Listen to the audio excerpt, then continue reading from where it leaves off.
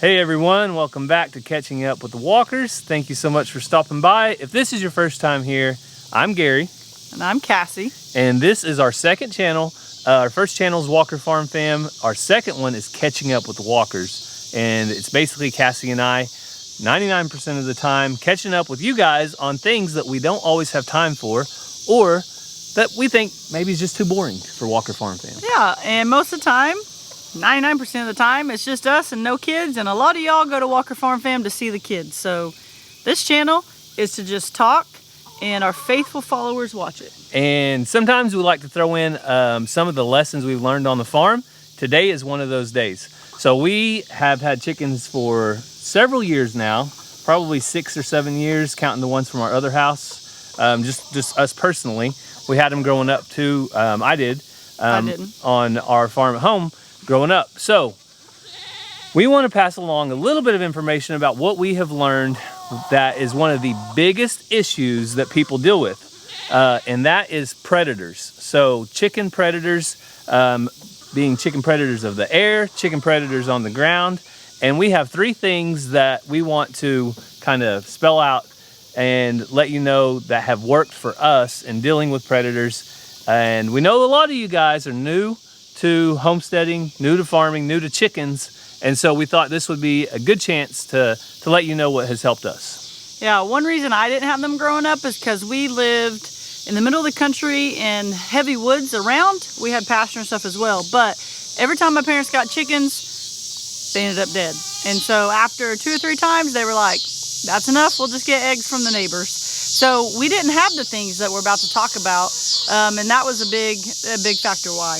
And this really just came to our minds mainly because about 50 yards that way, our neighbors got chickens for the first time, and they had them for probably 6 months, didn't they? They had them for a while, yeah. Yes, several months they had chickens, and a predator finally got a hold of them and started pulling them through their fence and pulling their heads off. And we know that's not pleasant, but it's probably the most common thing that we've heard about. Yep, that's what raccoons do.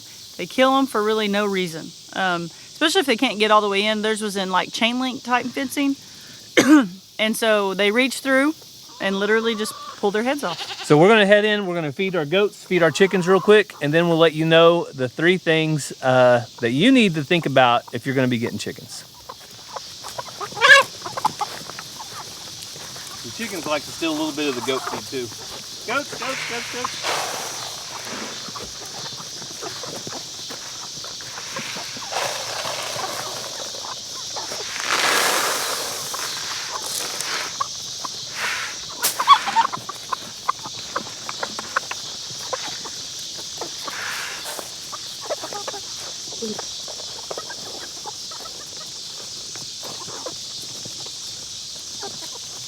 That one. I think that one's the one that's going to be leaving soon. Why you pick him? Because he's the one that I think has got the most fainter in him, and the place he's going would like to see a little bit of a fainting goat. All right, Cassie, you want to feed the chickens? Okay.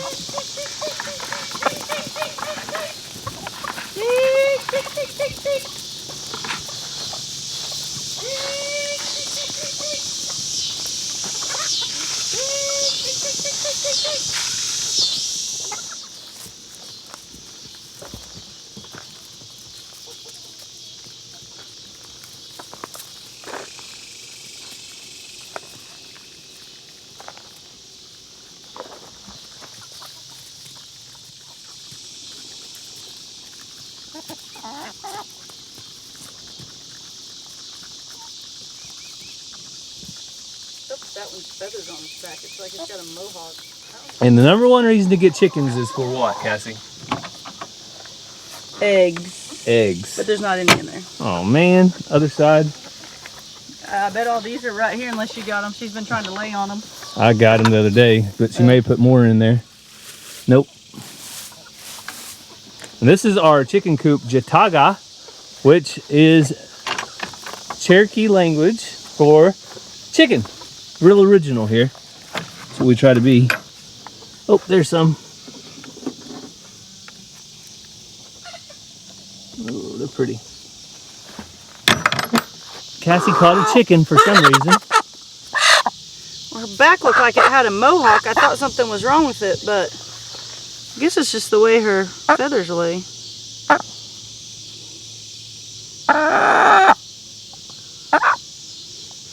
Because it's flat when you do that.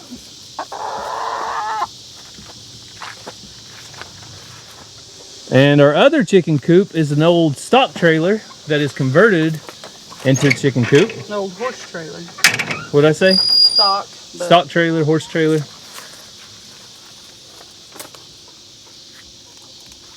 Any eggs? One. One. We've also told our neighbors they can have all they want, so. Yes, they come over and grab. So you see all different colors of chickens in here. But one thing that you'll see several of is what color, Cassie?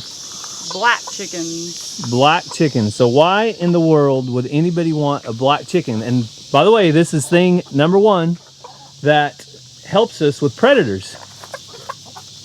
How does a black chicken help with a predator? Because the birds in the sky don't know if they're chickens or if they're other predators. So it just kind of helps throw them off and protect them. They're also not as easily spotted as like the white chicken. A white chicken is just kind of out there for the taking when you're up high. So it helps in many different ways. So we have several black chickens. You can see we have chickens of all different colors, but we have several black chickens mixed in with them. I think most of them are actually over there right now. It went back to the gill. So 1, 2, 3, 4, 5, 6. There's another one over there. All these black chickens are in with our goats and chicken herd here because look at this open field right here. We're right next to an open pasture. So if a bird of prey is flying over here and they look down and they see a bunch of black chickens, they think that there's already been a bird of prey landing in there. So they're not worried about it.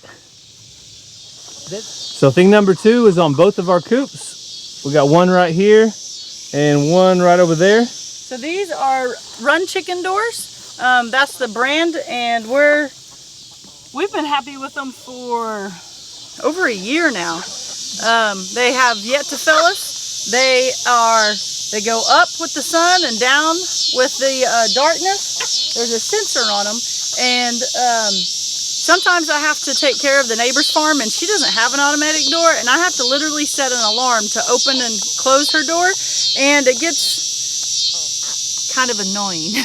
She doesn't watch this, right? Yeah. She's not a subscriber. So I like that I don't have to worry about it. We're super busy with the kids' activities, with school, church, different things. We don't have to worry about it. People have said, well, what if a chicken is halfway in, halfway out, and it gets them? It won't. Someone said, what if they don't come in time and it closes? It waits until it's dark before it shuts. And then it waits till the sun is out to come up. It does run off of a battery, but we don't have to change them hardly ever. I've never changed it. Gary, how many times have you changed it? I've changed the batteries one time in the very dead of winter when it got super cold. It kind of zapped them, and I think that was it. Yeah, so we've had negative 17 degrees with these things, and we've had 107 degrees with these things, working awesome. So I trust them, and they've done an awesome job. So the brand is Run Chicken. You can get them on Amazon. Down in our description, there's actually a link, but I truly love the Run Chicken door. And out of all the chicken doors that we've found that go up and down, Run Chicken is probably the most affordable. Yes. From what we've kind of seen. It's not cheap, but it's way more affordable than the others. Also, I believe they run like $180-ish. It's worth it to me because I never have to come out here and open this thing. And once it's down, and a predator cannot get in there and mess with our chickens because they're up and locked up and safe. So this is not one of the things for protecting our chickens, but when you do have to move water, these old water jugs right here seem to work great.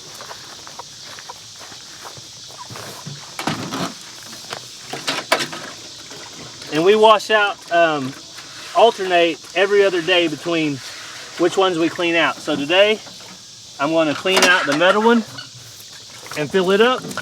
Everybody all right over here? They always get in a little bit of a tussle over their scraps in their grain. Also, our house is up there.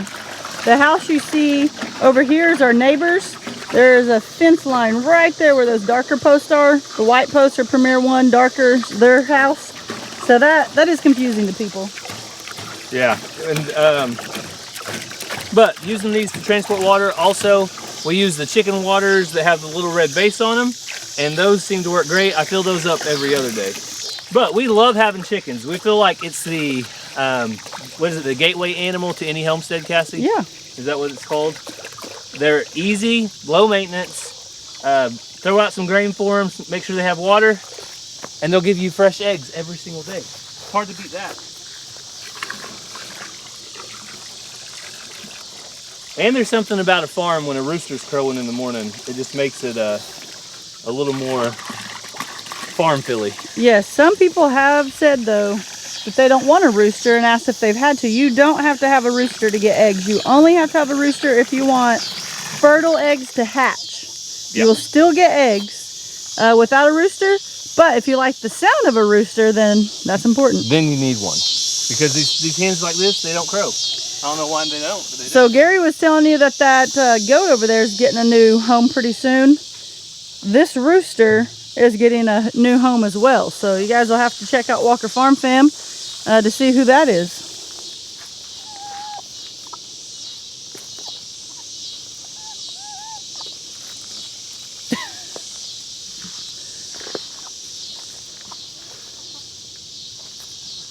I think chickens have like 360-degree vision. They pretty much know what's going on all the time. All right. I filled that up yesterday. I'll go ahead and rinse it out. I'm not grabbing any chickens today. I'm sorry. So the very last thing that we feel like is important for us, thing number 3, is Premier One poultry netting. So Cassie is closing it up. She's connecting the wires so the shock travels all the way through, and then turning on the Solar Shock 120X, and that has now electrified the fence, which means any predator that comes up, tries to go under the fence or through the fence, is going to get a little bit of a Yes. a little bit of a zap. We have had one new issue with it, but come to find out, I think someone forgot to turn the fence on. Yeah, you do have to turn it on for it to work. It's not 100% foolproof, but you do have to turn it on, and you do have to keep the grass from growing tall through it. So, but we've been using it for a year and a half now, and it's been a game changer. We can move our chickens wherever we want. They don't just make a big, huge dirt spot. You guys can see our coops are on wheels, so they don't make a big, huge dirt spot in our yard or somewhere. We can move them, and they can eat and graze and clear. The chickens graze? Yeah, they graze on grasshoppers, they graze on bugs. But we can move them wherever we want. Yeah, and probably the most important thing this year, we've been in a drought, and we ran out of grass and basically bugs. They were almost to dirt up front. So we moved back here along this big overgrown mess that needed something to eat it down anyway. And all the green grass they wanted is in here. And so we were able to relocate the chickens to a new spot and give them a whole new supply of grass and bugs. So I want to try not to lean back on that fence. Cassie, would you touch it for $1? Yeah, if you hold my hand. Okay. No. Come on. No. So, Didn't get me. Did I get you? Nope. I didn't get her. You gotta hold it for a second. Yeah, it pulses. So that's another thing about these fences is they pulse, and they don't just continuously shock the whole time, or else they might just, you know, like Burn catch on fire. So that is our Premier One fencing setup. We have 3 nets right here, so it has a pretty good area, 164 foot each, that goes all the way around this, and we have been really happy with them. So if you're going to get chickens, think about those 3 things. I think those are probably the top 3 that we've done to avoid predators. Having a farm dog, Xena is with our animals up by the house full time, but then we also have Jojo, who's more of a farm dog than a livestock guardian dog. Having him be able just to bark in his presence in the yard, that helps as well, I think. Yeah, he's always in the middle of the night. If there is something out and about, he gets after it. But a lot of times he's snoozing on the back porch at nighttime. Yeah, a lot of times he's snoring, and he's on the back porch. And for instance, up at the house, the chickens were on the front porch. Yeah. So that's why I don't think it's like a game changer. I just think it's handy. But the three things we talked about seemed like the one chicken rooster that I had just taken, it was, and like only one was taken, was a white rooster. It was like something came down out of the air, picked him up, and like not even a feather was left behind. He was gone. And that was about the time I saw an eagle flying around. And guess what? Eagles, they're not scared of nothing. I can guarantee you, an eagle, they're going to come down and they're going to put those talons in and they're going to take whatever they want. Yeah, usually there's like a trace if there's a ground predator or something, but he was gone. And he was white. So I think that does help. The chicken doors for sure, one, help, but two is very convenient. And then the fence.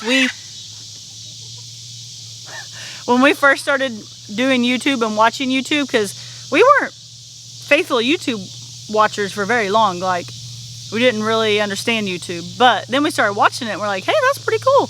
People are sharing their lives. But we saw this fence and we're like, that's just a bandwagon thing. Someone's making some money off of it. It's not cheap. Well, yeah.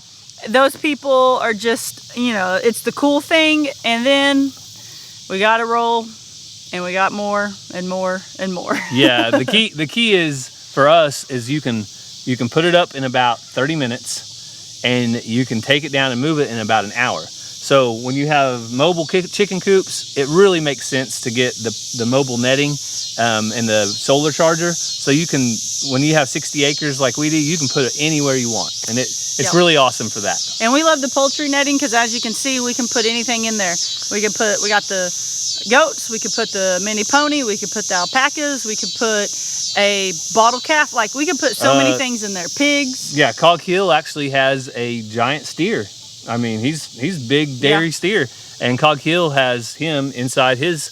I don't know if it's Premier One netting, but it's similar netting to this, and he does just fine. So it's really universal as far as being able to move it around, which is big for droughts and hot weather. Being able to put it under these shade trees in extreme temperatures has been a big plus. Yeah. So that is our solution for chickens. If you guys have other ideas, put them down in the comments. Cassie always wants to learn about new stuff, right, Cassie? Yeah, especially if you're like, if you hatch 30 more, you'll have the perfect flock. 30? What? No. If you think we need more chickens, then you're wrong. We have plenty of chickens. I am about to do an experiment. Okay. 1 incubator full of pointy eggs and 1 incubator full of round eggs, and seeing if the myth of pointy eggs are always roosters is true or not. How can I sabotage this experiment? And then we're going to eat every rooster. How can I sabotage this experiment? No, I wouldn't do that to Cassie. She's a crazy chicken lady. I'll let her have her crazy chicken-ness all to herself. And I do like chickens. They have grown on me since we've had them. And especially since they don't free range and get on my porch and poop. Yeah. They're a big plus. So as far as catching up with the walkers, Cassie is getting ready to go back to school. What, 1 week? Yeah. So we're going to be in full mode of back to school time, which means Cassie's actually going to get up past 8 a.m. She's going to have to start packing lunches again. Is that going to be, oh, that's one thing I was going to ask you guys. If anybody has any really good solutions for packing lunches. It seems like we always get 3 or 4 things and we just burn out on them. Yeah. So if you guys have any good ideas about packing lunches, let us know. What else are you looking forward to the next week or 2? Anything else? Going to the creek tomorrow? Oh yeah, another creek day. Yeah. And as far as catching up with us, you guys saw us go on the float trip with Kevin and Rachel and Lindy and Bo and their families. We had a great time with them. If you didn't go over and watch Bo's video, I know Kevin's came out first. You go over and watch Hidden Heights Farm too, but they both put out similar videos that we did on Walker Farm Fam. But we had a great time with friends. Is it going to be an annual trip? That's my question. I sure hope so, because it was a lot of fun and the kids enjoyed it. So something else. Oh, K&S Get Out came over and got the puppy. And we will be telling you very shortly next Walker Farm Fam video where the other puppy's going, so you guys can figure that out. So just lots of fun and exciting things coming up with friends, and we've been doing things with friends. Yeah. So as far as praying goes, any prayer requests? Like I said, all the kids will be getting back in school soon. So we'll just be praying for their school year and that they just have the best year.